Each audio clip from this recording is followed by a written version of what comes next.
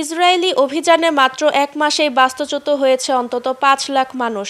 জাতিসংঘের পক্ষ থেকে এমন তথ্যই জানানো হয়েছে। জাতিসংঘ বলছে, গত ১৮ মার্চ হামাসের সঙ্গে স্বাক্ষরিত যুদ্ধবিরতি চুক্তি ভেঙে দেয় ইসরায়েল। এরপর থেকে এখন পর্যন্ত প্রায় ৫ লাখ গাজাবাসী নতুন করে বাস্তুচ্যুত হয়েছেন। ইসরায়েলের প্রতিরক্ষামন্ত্রী ইসরায়েল কাটজ নগ্ন হুঁশিয়ারি দিয়ে বলেছেন, তার দেশ হামাসকে চাপে রাখার হাতিয়ার হিসেবে গাজায় সব ধরনের মানবিক সহায়তা সামগ্রী প্রবেশ পুরোপুরি বন্ধ রাখবে। গত ১.৫ মাসের বেশি সময় ধরে ফিলিস্তিনি ভূখণ্ডে কোনো মানবিক সহায়তা সামগ্রী ঢুকতে দিচ্ছে না ইসরায়েল।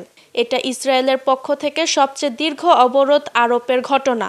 সেই সঙ্গে গাজাবাসীর ওপর দমন পীড়ন জোরদার করছে ইসরায়েলি বাহিনী। প্রতিদিনই নতুন নতুন হামলা চালানো হচ্ছে।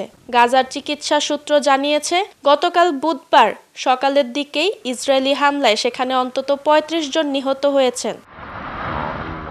বিভিন্ন শরণার্থী শিবিরে আশ্রয় নিলেও নেই পর্যাপ্ত খাদ্য, পানি বা ঔষধ। সংকট আরও গভীর হচ্ছে।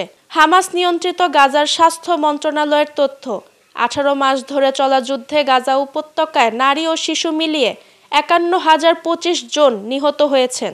আহতের সংখ্যা ১,১৬,০০০ ছাড়িয়ে গেছে। জাতিসংঘের তথ্য বলছে, এপ্রিল মাসেই এই বিপুল সংখ্যক মানুষকে তাদের ঘরছাড়া হতে হয়েছে।